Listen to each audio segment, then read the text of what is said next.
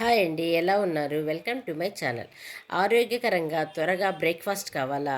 ఈ bread omelette మీకోసమే. తక్కువ టైంలో మంచి ప్రోటీన్లతో తయారయ్యే హెల్తీ రెసిపీని చూద్దాము. 2 కోడిగుడ్ని బ్రేక్ చేద్దాము.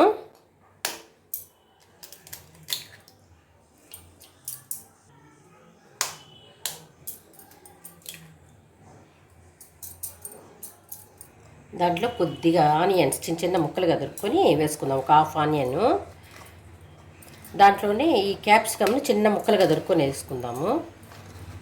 ఇంత పీస్ అంతే అనమాట. తర్వాత క్యాబేజీని సన్నదిగా తరుక్కొని దీంట్లో వేసుకుందాము. కొద్దిగా టమాటాలని, ఒక హాఫ్ టమాటాని చిన్న ముక్కలుగా దొరుకుని దీంట్లో వేసుకుందాము. అట్లే చిల్లీస్, ఒక్క చిల్లీని చిన్న ముక్కలుగా దొరుకుని దీంట్లో వేసుకుందాము. కొత్తిమీర, కొద్దిగా కొత్తిమీర,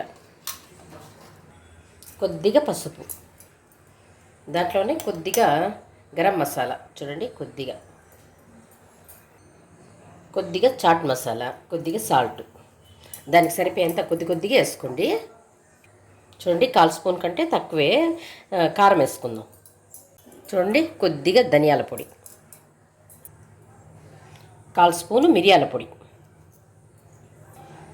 మొత్తం బీట్ చేసుకుందాము.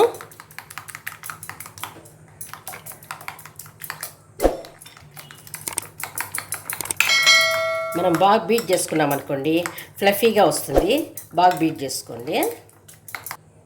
చూడండి, బీట్ చేసుకున్నాను. ఇప్పుడు ప్యాన్ పెట్టుకుంటాను స్టవ్ పైన. చూడండి, ప్యాన్ మొత్తము ఇట్లా ఆయిల్ వేసుకోవాలి. ఆయిల్ వేసుకొని ఇట్లా బాగా స్ప్రెడ్ చేసుకోండి.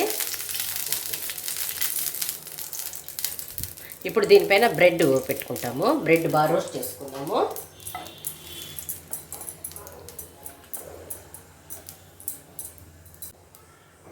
చూడండి, ఇట్లా రోస్ట్ చేసుకోవాలి. ఇట్లా టర్న్ చేసుకొని చూడండి, లైట్ గోల్డెన్ కలర్ వచ్చింది కదా. ఇప్పుడు సపరేట్ ప్లేట్లో తీసుకోవాలి. చూడండి, దోశ పెనం మీదంతా ఆయిల్ స్ప్రెడ్ చేయాలి.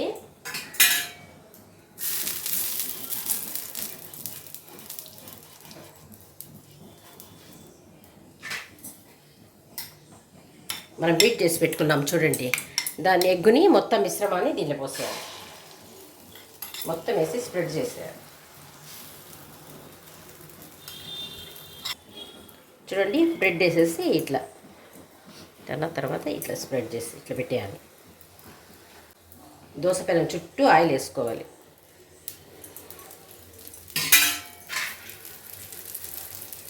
బటర్ అన్నా వేసుకోవచ్చు, నెయ్యి అన్నా వేసుకోవచ్చు, ఆయిల్ అన్నా వేసుకోవచ్చు. ఇప్పుడు చూడండి, ఇట్లా ఫోల్డ్ చేయాలి.